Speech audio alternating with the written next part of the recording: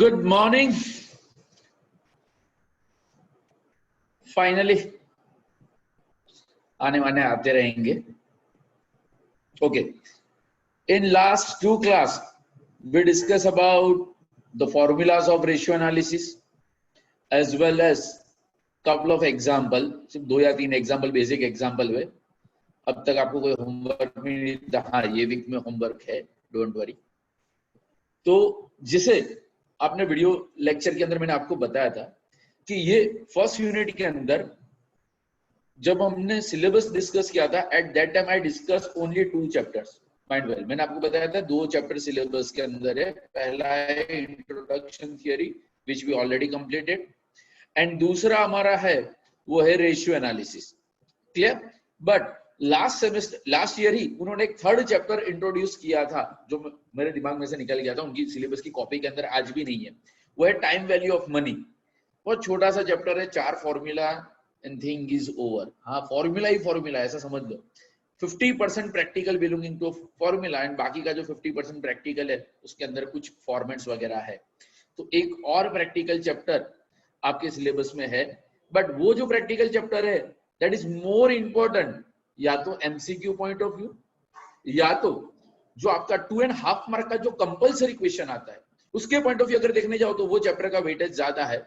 बाकी ये long question तो अभी भी आपका आएगा वो रेशियो एनालिसिस, जो रेशियो एनालिसिस है वहीं से आएगा। Now examination point of view अगर मैं बात करूं तो 3 तरीके के आपके प्रैक्टिकल क्वेश्चन पूछे जाते हैं। एक जो बहुत सिंपल एंड बेसिक तरीका, जो हमारे last lecture as well as next lecture के अंदर वही होने वाला है, आने वाले 2 लेक्चर तक, कि आपको फाइनेंशियल स्टेटमेंट दिया होगा। फाइनेंशियल स्टेटमेंट में आपको क्या दिया होगा? Profit and loss account and a balance sheet, and with the help of those statement आपको सिलेक्टेड रेशियो कैलकुलेट करने के लिए बोला होगा। अब सिलेक्टेड रेशियो बोला हूं तो बहुत अच्छा कि with the help of the following statement calculate, आपको 8-10 रेशियो के नाम दिए होंगे, apply the formula and get the answer. That is the simplest sum from this particular chapter. And TY में भी वो लेवल के सम भी पूछते हैं। हाँ, हर 2 या 3 अटेम्प्ट के बाद एक क्वेश्चन ऐसा आता है, आपको इंफॉर्मेशन दे दी जाएगी एंड नाम दिए होंगे 8 या 10 रेशियो कैलकुलेट करो, ऐसा पूछा। दैट इज आप लकी हो, बट जहां तक आपको पता है आपके साथ उतने फेवर आपको नहीं करते, तो वो वाला क्वेश्चन तो कंफर्म नहीं आएगा। हाँ, मिड सेम के अंदर कंफर्म आएगा, क्योंकि मिड सेम के अंदर तो क्या है, 20 फॉर्मूला 20 क्वेश्चन। जितने फॉर्मूला, हर एक फॉर्मूला के ऊपर एक एमसीक्यू बनता है, तो 20 formula is equal to 20 question, यानी वो तो आपके एमसीक्यू के अंदर अभी से आपको मिल गए। यानी कुछ फॉर्मूला तो ऐसे होंगे वो एग्जाम में आपको नहीं पूछेंगे। सेकंड टाइप ऑफ क्वेश्चन जिसके आने की चांसेस ज्यादा, that is about calculate and comment, यानी कि आपको रेशियो कैलकुलेट भी करना है एंड उसका कंपैरिजन भी करना है। अब comparison may be with the past period, may be with the competitors, और may be with the industry average. तो वहां पे 2 तरीके से होता है। एक ही कंपनी की आपको 2 साल की इंफॉर्मेशन दी जाए, यानी कि आपको 5 रेशियो कैलकुलेट तो करना है, यानी फॉर्मूला 5 बट कैलकुलेशन हो जाएंगे 10, 18, 19, 19, 20, 18, 19, 19, 20। या तो आपको 2 कंपनी की इंफॉर्मेशन दी जाएगी, कंपनी एक्स कंपनी वाई, यानी फॉर्मूला एक बार भाई GP ratio company X company Y, NP ratio company X company Y, means आपको 2 कंपनी का कैलकुलेशन करना है and then you to make a comment on a same कि भाई दोनों में से कौन सी कंपनी अच्छी या बेकार वगैरह। एंड थर्ड आपका जो कंपैरिजन होता है वो होता है इंडस्ट्री एवरेज के साथ। अब इंडस्ट्री एवरेज आपको कभी भी कैलकुलेट करना नहीं होगा, इंडस्ट्री एवरेज डायरेक्टली आपको सम के अंदर दे दिया जाएगा। यानी कि मान लो एग्जांपल के अंदर आपको 10 इंडस्ट्री एवरेज के रेशियो दिए हैं, इसका मतलब जितने आंसर दिए हो इंडस्ट्री के, उतने ही फॉर्मूला आपको कैलकुलेट करने हैं कंपनी के, एंड उसके बाद आपको कंपैरिजन करके उसके ऊपर कमेंट करना है कि वेदर द कंपनी कहां पे स्टैंड करती है compare to a industry. Clear? And उसी के लिए हमने जो लास्ट लेक्चर के अंदर मैंने आपको एक टेबल शेयर किया था, एंड वो टेबल आपको, हाँ मैं वापस शेयर कर देता हूं।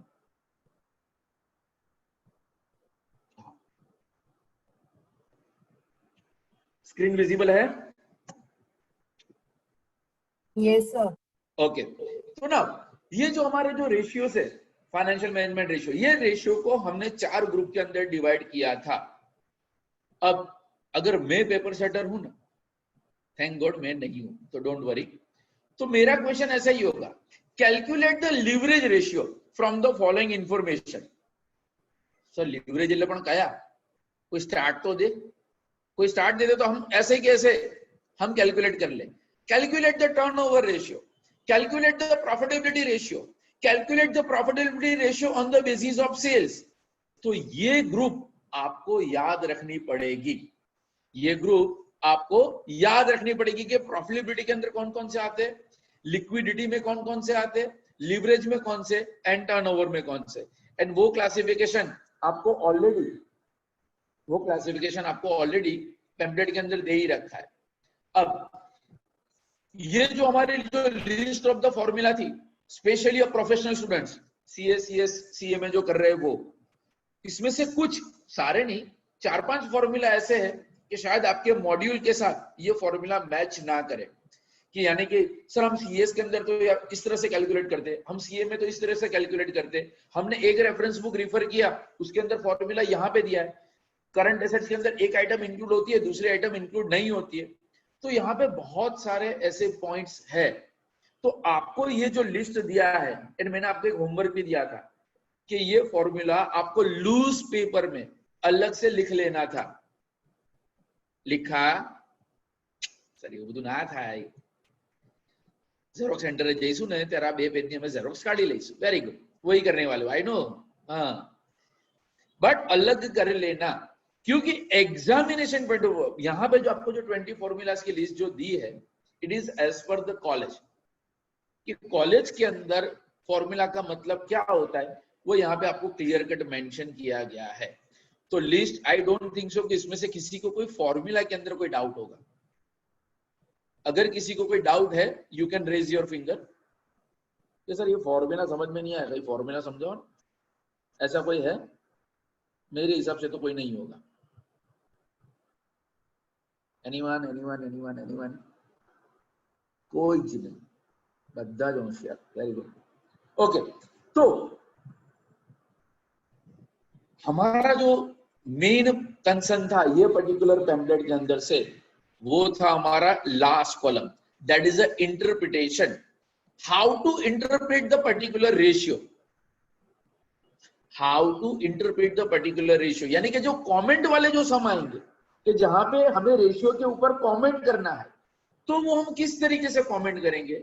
एंड कमेंट, देखो कमेंट सिर्फ 2 लाइन में करना है, बहुत ज्यादा लंबा पैरा लिखना नहीं है, लिखोगे तो बहुत अच्छा है, बट कमेंट आप कब कर पाओगे? If you know the meaning of the particular ratio. आपको पता होना चाहिए कि जीपी रेशियो का मतलब क्या होता है। जब तक आपको जीपी रेशियो का मीनिंग ही नहीं पता, आप उसके ऊपर कैसे कमेंट करोगे? आपको एक्टिविटी रेशियो का पर्पस ही नहीं पता, तो जब तक रेशियो के मीनिंग आपको नहीं पता चलेंगे, तब तक आप उसके ऊपर कमेंट नहीं कर पाओगे। तो व्हेनेवर यू कमेंट, क्योंकि आज का मेरा जो लेक्चर का मेन फोकस है वो वही है कि comment, how to make a comment. जैसे कि मैं पहले बात करता हूं प्रॉफिटेबिलिटी रेशियो, इन प्रॉफिटेबिलिटी रेशियो में भी कौन से, on the basis of sales.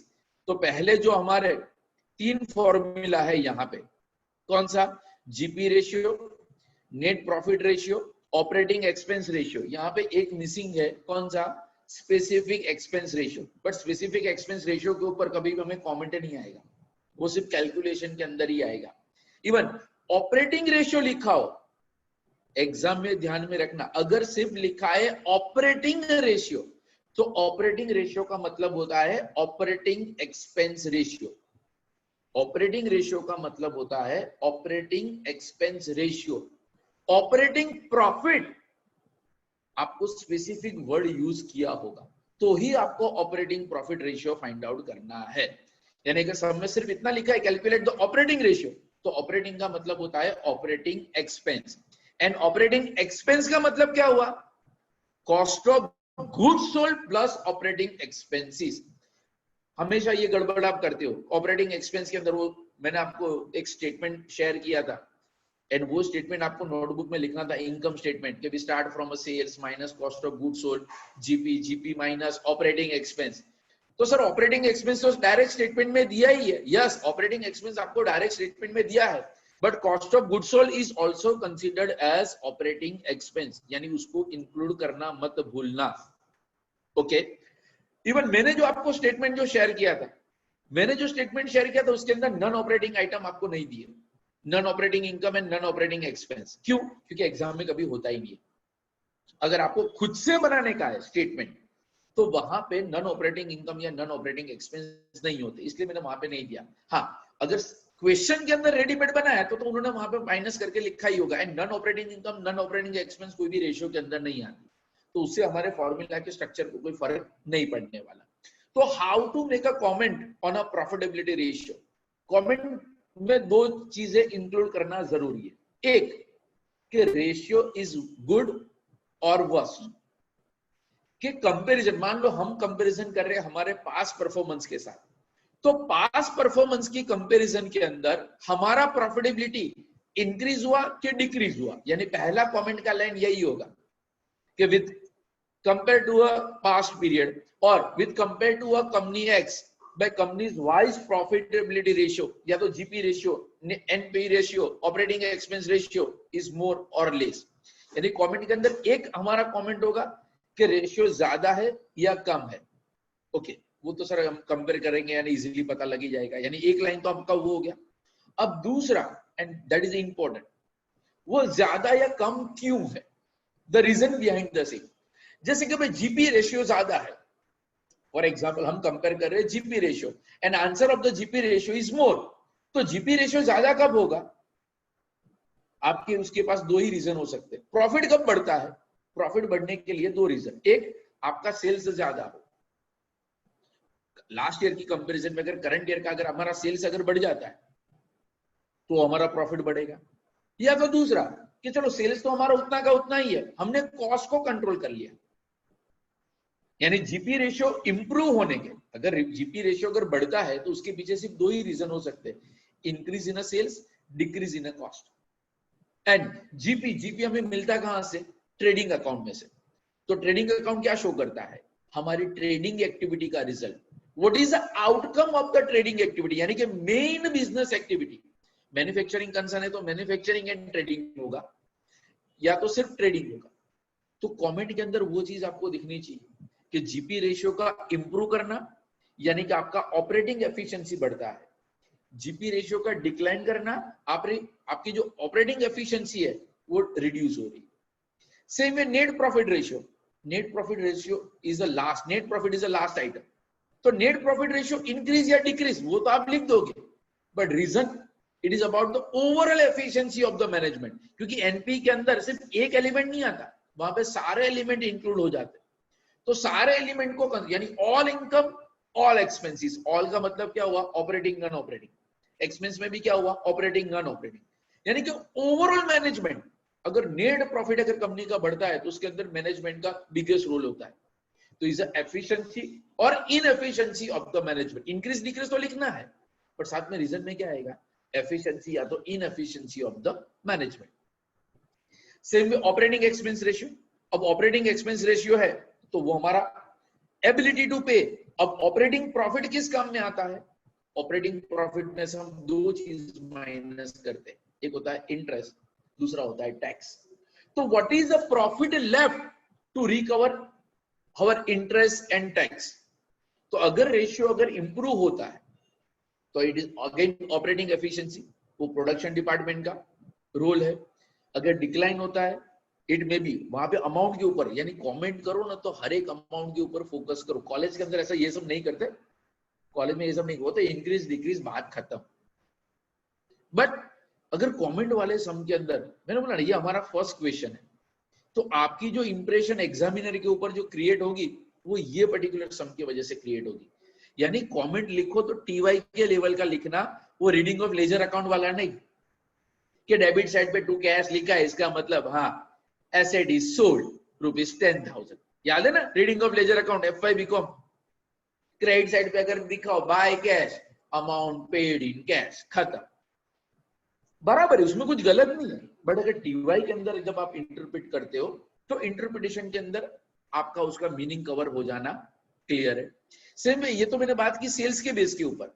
अब इन्वेस्टमेंट के ऊपर जो है, जैसे कि रिटर्न ऑन टोटल एसेट्स, तो return on total assets, assets हम क्यों खरीदते हैं?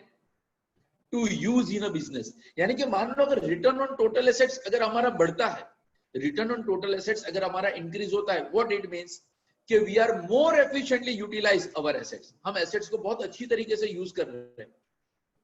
एंड अगर वो डिक्लाइन हुआ तो under utilisation of the assets, हम एसेट्स को प्रॉपर्ली यूटिलाइज नहीं करते।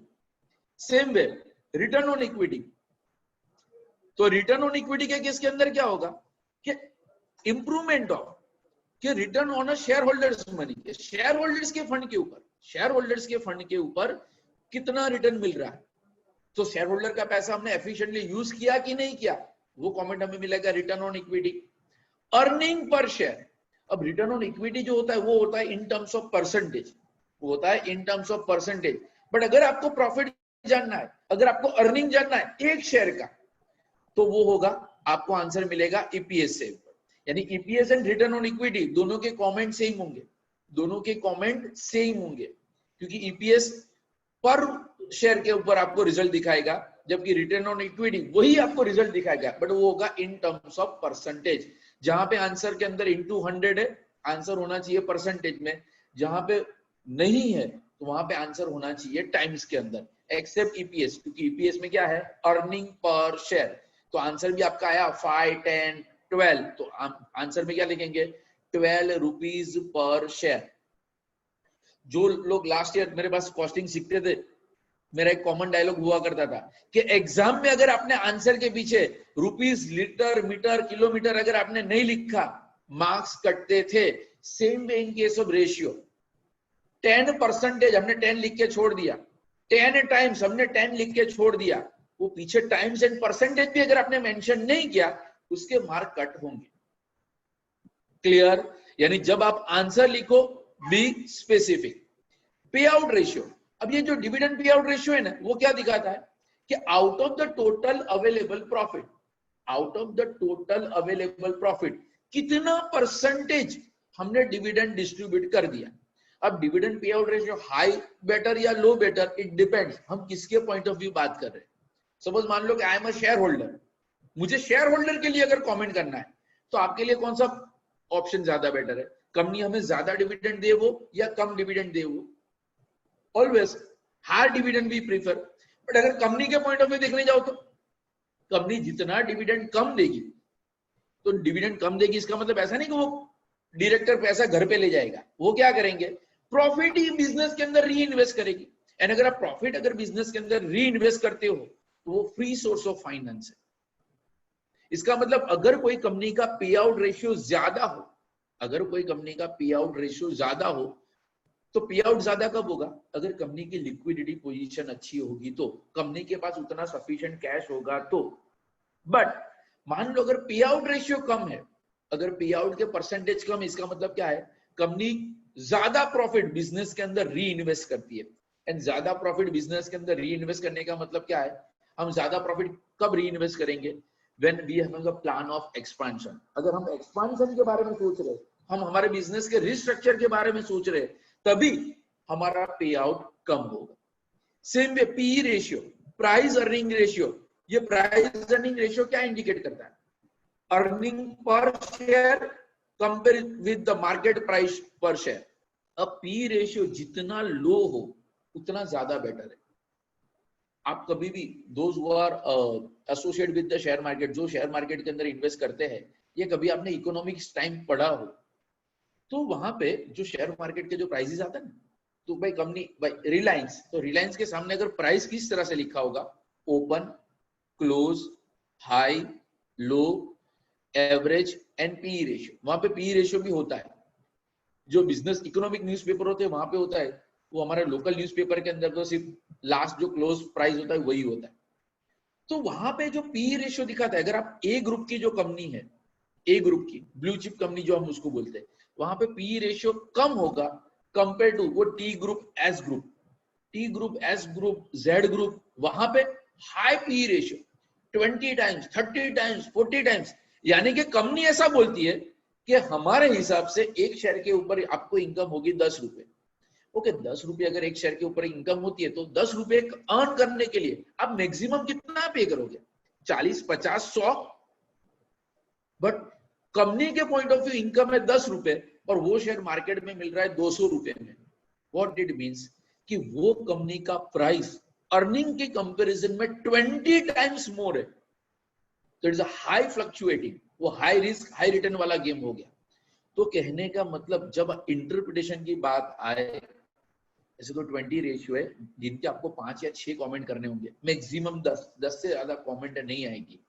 पर उसके लिए ये जो इंटरप्रिटेशन वाला जो कॉलम है ना, वहां पे आपको इंटरप्रिटेशन किस बेस पे करना है वो आपको ऑलरेडी दे दिया है।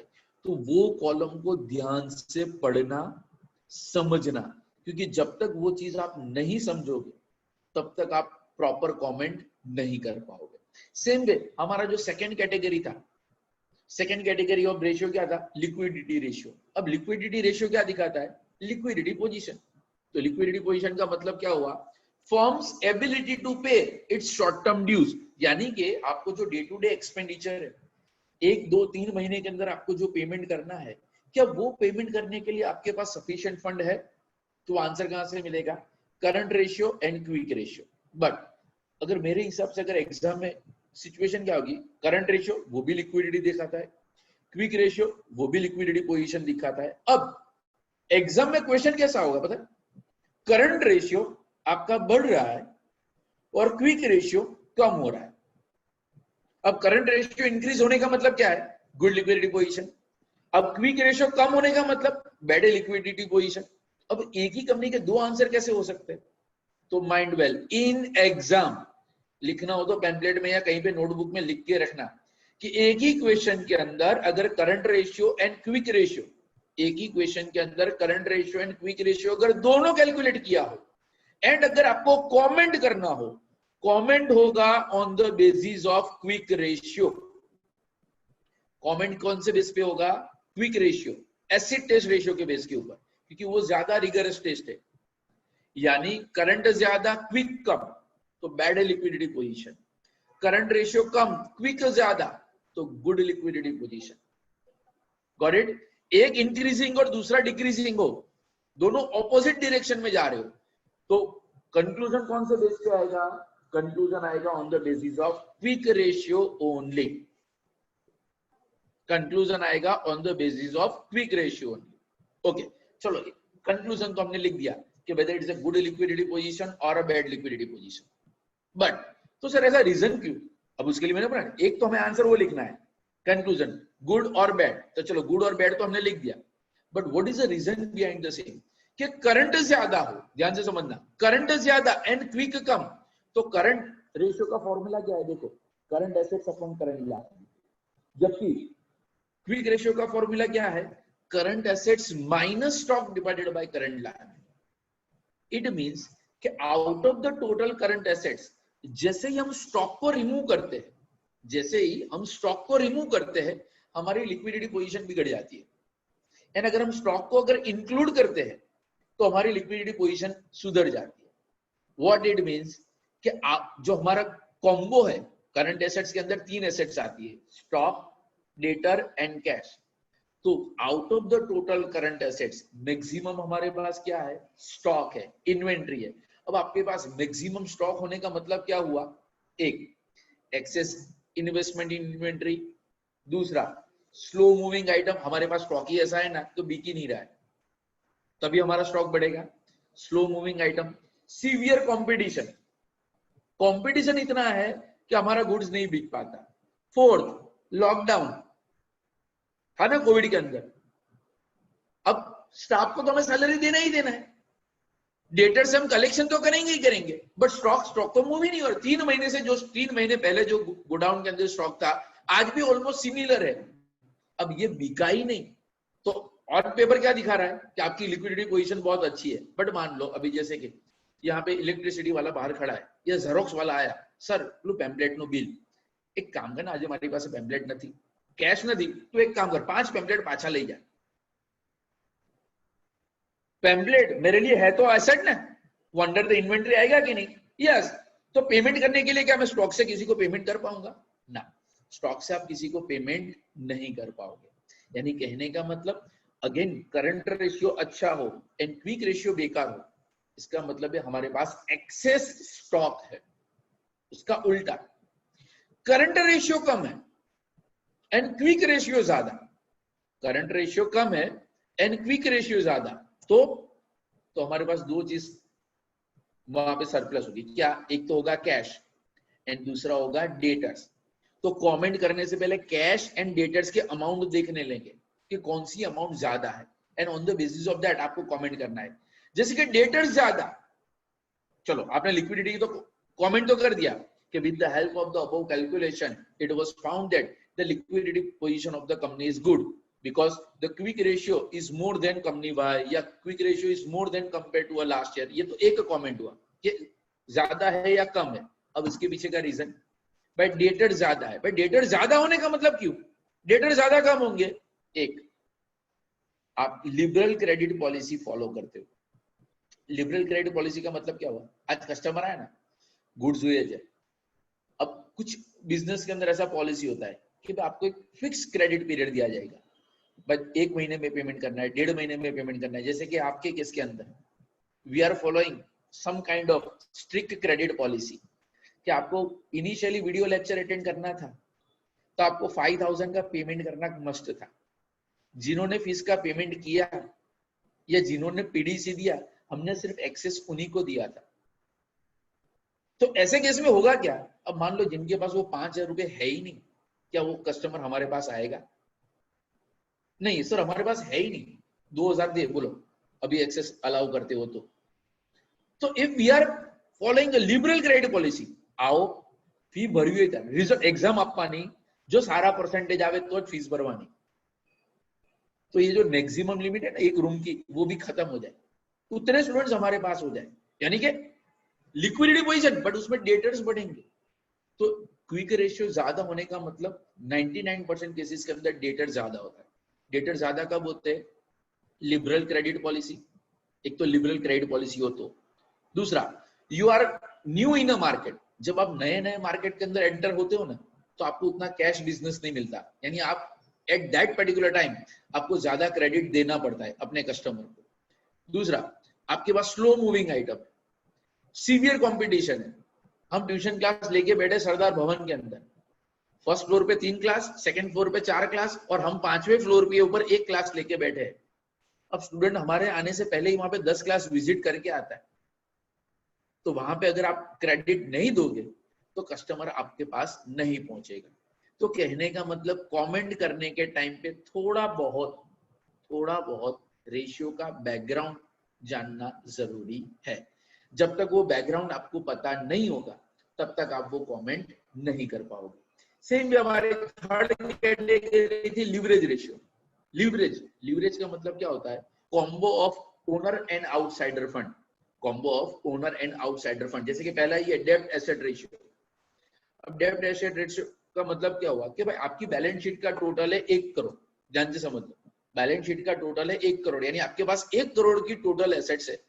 अभी 1 करोड़ की एसेट्स आई कहां से? 1 करोड़ की एसेट्स के लिए पैसा कहां से आएगा? दो ही ऑप्शन होते, एक ओनर एंड दूसरा आउटसाइडर। एक या तो ओनर पैसा देगा या आउटसाइडर पैसा देगा। तो डेब्ट एसेट यानी हम किसको कंपेयर कर रहे हैं? आउटसाइडर के पैसे के हमारी टोटल एसेट के सामने कंपेयर कर रहे हैं। अब सर ये अच्छा हो या बेटर, यानी कि रेशियो ज्यादा होना चाहिए कि कम होना चाहिए? डिपेंड, आप किसके पॉइंट ऑफ व्यू सोच रहे हो, आप किसके पॉइंट ऑफ व्यू सोच रहे हो। अगर मेरे पॉइंट ऑफ व्यू, एक मेरे स्क्रीन पे कौन है? हाँ Devanshu, unmute yourself. Yes sir. अपने पैसों से बिजनेस करना अच्छा है कि दूसरों के पैसों से? सर दूसरों के पैसों से। हाँ, वीडियो लेक्चर हमने देखा है सर। तो ये डेब्ट एसेट रेशियो है। डेब्ट एसेट रेशियो की बात करें, now you are my bank, मान लो आप बैंकर हो, मैं आपके पास लोन लेने के लिए आता हूं, मैं आपके पास लोन लेने के लिए आता हूं, आप क्या प्रीफर करोगे? हाई डेब्ट एसेट रेशियो के लो डेब्ट एसेट रेशियो? आप बैंक हो, मैं कंपनी हूं, मैंने आपको लोन के लिए अप्लाई किया है और लोन के लिए मैंने आपको अप्लाई किया, इसका मतलब क्या है? मैंने आपको मेरा profit and loss account and balance sheet दिया, तो आप क्या प्रीफर करोगे, हाई डेप्ट एसेट रेशियो के लो डेप्ट asset ratio? Unmute unmute.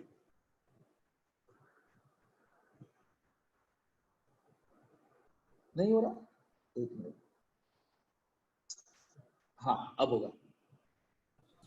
Sir लो। रीजन? सर कम होगा डेप्ट तो अच्छा होगा ना बैंक के लिए। क्या अच्छा होगा, बट मुझे वो तो बता। एक मालिया कम पैदा होगा। डेप्ट कम होने का मतलब क्या है, जितना डेप्ट कम होगा, क्योंकि जितना डेप्ट ज्यादा, मान लो कि 1 करोड़ के सामने 70 लाख का लोन तो ऑलरेडी पड़ा है, जितना डेप्ट ज्यादा उतना रिस्क ज्यादा। यानी कि अगर आप money lender point of view सोचने जाओ, अगर आप money lender point of view सोचते हो तो वहां पे लो डेप्ट asset ratio is preferable. But अगर बिजनेस के पॉइंट ऑफ व्यू देखने जाओ तो high dept ratio is preferable. Same way dept equity ratio, owner and outsider का पैसा। जैसे कि अगर मुझे बिजनेस करना हो, मेरा एग्जांपल ले लो, मेरा बिजनेस क्या है, पढ़ाना। किसके पैसों से? मेरा क्या इन्वेस्टमेंट? जीरो। प्रॉपर्टी तो है ही, बट ये तो अभी मैं कमाडी गार्डन में तो नहीं जा सकते, वो तो अभी हमारा बंद है। बट कहने का मतलब मैं कहीं पे भी बैठ के पढ़ा सकता हूँ ऑनलाइन, अगर मुझे पढ़ाना है। ये पूरे अगर ट्यूशन क्लास की बात करें तो मेरी कंपैरिजन में आपका इन्वेस्टमेंट ज्यादा है, क्योंकि मेरा तो जो इन्वेस्टमेंट है तो इन्वेस्टमेंट के सामने एसेट भी है, आपके इन्वेस्टमेंट के सामने जीरो एसेट्स, नथिंग। तो बट ऑब्वियसली कभी भी आप कमेंट करो तो कमेंट किसके पॉइंट ऑफ व्यू कर रहे हो वो हमेशा सोचना। हाँ, अगर सिर्फ आपको 2 बैलेंस शीट दिया है, high dept equity ratio, high dept asset ratio preferable, but subject वहां पे नोट लिख लेगा कि भाई high dept equity ratio is good for a company subject to a risk of the fixed charges. Profit हुआ तो शेयर होल्डर को dividend देना है, बट प्रॉफिट ना हुआ तो डिविडेंड नहीं दोगे तो चलेगा, बट लोन का ईएमआई तो देना पड़ेगा ना, इंटरेस्ट तो हमें देना पड़ेगा। यानी कहने का मतलब लिवरेज रेशियो के अंदर अगर money lender point of view देखने जाओ तो low ratio is preferable, owners point of view देखने जाओ तो हाई रेशियो इज। बट उसके अंदर एक exception, interest coverage ratio. Interest coverage ratio जितना हाई होगा, इंटरेस्ट कवरेज रेशियो जितना हाई होगा दैट इज अ बेटर, क्योंकि इंटरेस्ट की कंपैरिजन में प्रॉफिट कितना गुना ज्यादा है, 2 3 4 5 गुना, जितना टाइम ज्यादा होगा उतना प्रीफरेबल। एंड लास्ट जो हमारी कैटेगरी थी वो कैटेगरी थी हमारी एक्टिविटी रेशियो की। एक्टिविटी रेशियो के अंदर क्या होता है, हाउ मेनी टाइम्स, हमारा जो ऑपरेटिंग साइकिल है ना, आई थिंक आपने मैनेजमेंट में पढ़ा होगा कि when we start a business तो we start with the cash, cash is converted into a material, raw material converted into work in process converted into finished goods converted into sales। अगर cash sales है तो immediately cash, नहीं तो debtor, and debtor के बाद cash. तो this whole cycle it is known as a operating cycle. अब मान लो मेरा ऑपरेटिंग साइकिल 40 दिन का है, व्हाट इट मींस कि 40 डेज तक मुझे सिर्फ पैसा इन्वेस्ट करना है। रॉ मटेरियल खरीदा उसके लिए पैसा, प्रोडक्शन किया उसके लिए पैसा, फिनिश गुड्स बन गया तो उसके स्टोरेज के लिए पैसा, सेल्स किया तो कलेक्शन के लिए। हाँ, जिस दिन डेटर से पैसा आ गया अब वो पैसा वापस बिजनेस के अंदर एंटर होगा। तो जितना ऑपरेटिंग साइकिल का पीरियड कम होगा, जितना ऑपरेटिंग साइकिल का पीरियड कम होगा, it is good for a company. तो ये टर्नओवर रेशियो वही दिखाता है, जितना टर्नओवर ज्यादा, मान लो एक कंपनी का inventory turnover, stock turnover ratio 5 times, दूसरे का है 7 टाइम्स। व्हाट इट मींस कि जहां पे आंसर है 7 टाइम्स तो उसका स्टॉक पूरे साल में 7 बार रोटेट होता है, जबकि एक कंपनी के केस में सिर्फ 5 बार रोटेट होता है। व्हाट इट मींस, अगर दोनों सेम इंडस्ट्री के अंदर है तो जिसका इन्वेंट्री टर्नओवर रेशियो कम है तो कम क्यों होगा, एक स्लो मूविंग आइटम, दूसरा poor quality of the goods, तीसरा लोकेशन का डिसएडवांटेज, चौथा सीवियर कंपटीशन।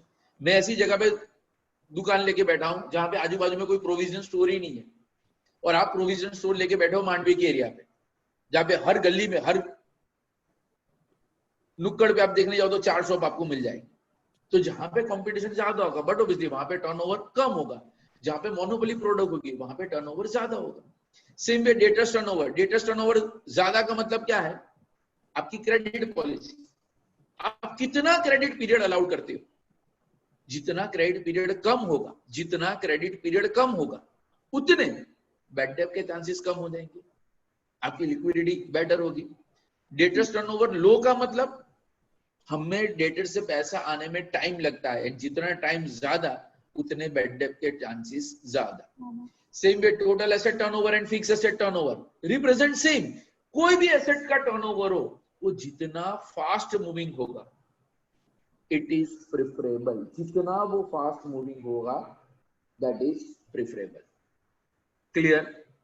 ये था हमारा प्रीवियस लेक्चर की अगर मैं बात करूं तो जो वीक का हमने फर्स्ट लेक्चर जो डिस्कस किया था। जो सेकंड हमने जो लेक्चर आपने जो देखा था क्विक रिव्यू में उसका दे दूं, हाँ ये वाला जहां से हमें ऑफिशियली पढ़ना चालू करना है। तो प्रैक्टिकल वालों, हाँ पहला लेक्चर देखा कि नहीं देखा?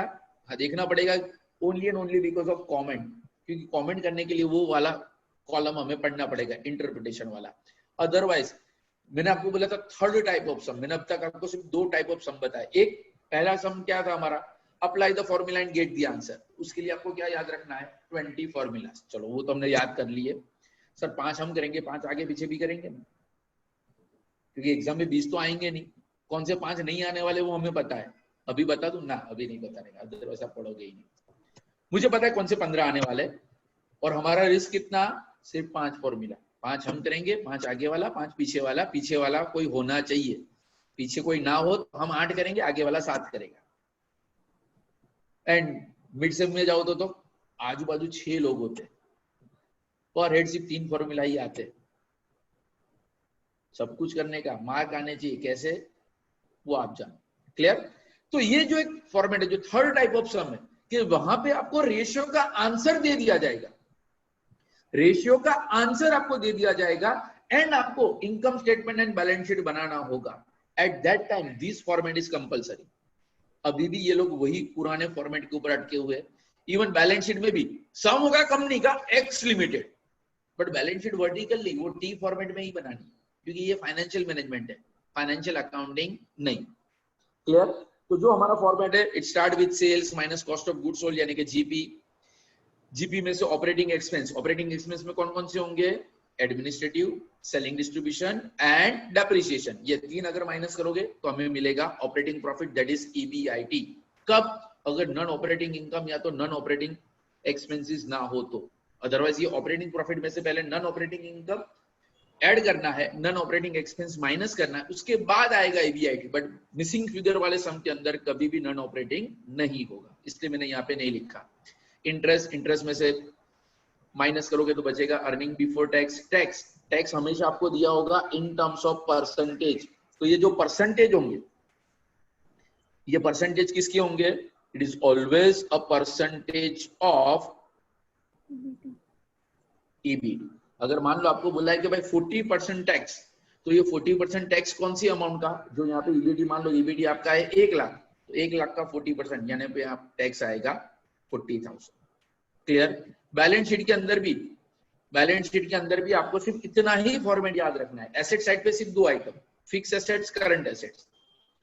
करंट एसेट्स में सिर्फ 3 आइटम, स्टॉक, डेटर, कैश। सब लोग बिल्स रिसीवेबल ना आवे, मिसिंग फिगर में ना आवे। फर्स्ट 2 टाइप ऑफ सम में बिल्स रिसीवेबल होगा, प्रीपेड एक्सपेंस होगा, सब कुछ हो सकता है। बट अगेन अगर मिसिंग फिगर की बात करो तो एसेट साइड पे सिर्फ 4 ही item, fix assets always outer column, current assets में 3 अमाउंट इनर कॉलम, टोटल जाएगा outer column. Same way liability side पे, लायबिलिटी साइड पे अगर मैं बात करूं, अगर मिसिंग फिगर वाला सम होगा उसमें प्रेफरेंस शेयर कैपिटल कभी भी नहीं होगा। वहां पे शेयर कैपिटल का मतलब सिर्फ इक्विटी होता है and reserve surplus. Long term debt, that is a long term liability. Current liability you know very well, उसमें क्रेडिटर्स ही होगा, क्रेडिटर्स ही होगा, बाकी कोई नहीं। तो that is a shortest format, यानी इतना मिनिमम फॉर्मेट आपको मिसिंग फिगर वाले सम के लिए याद करना कंपलसरी। क्लियर? हाँ, एक मिनट। अब अगर किसी को कोई डाउट हो, क्योंकि जो मैंने 3 सम लिए थे ना वीडियो लेक्चर के अंदर, वो तो 11th 12th वाले सम थे। 12th के अंदर आपने जो सॉल्व किया था वही वाले, जीपी रेशियो एंड वो वाले profitability ratio. I don't think so उसमें किसी को अगर कोई डाउट होगा, बट अगर है you can raise your doubt right now. Solution आपके स्क्रीन पे ही है।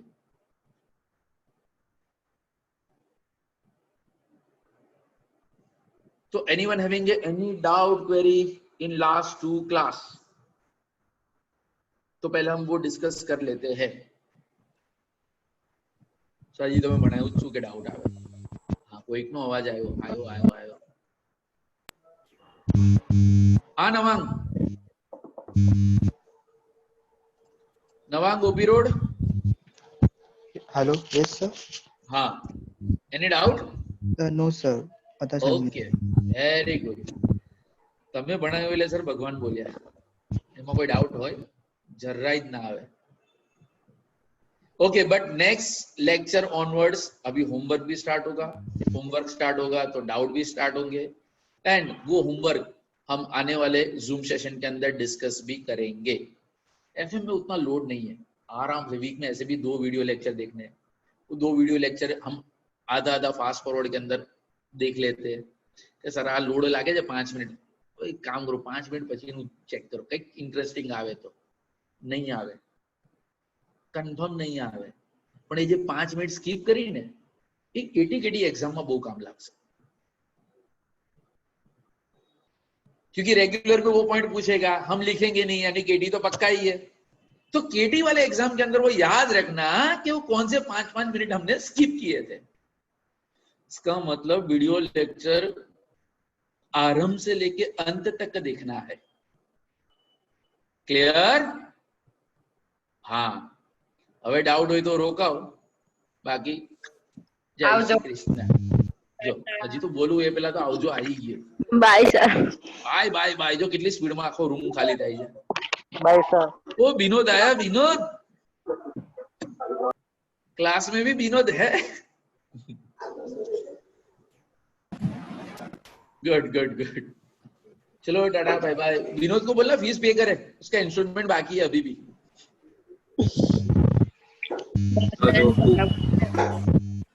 बाय जय श्री कृष्ण. Bye sir.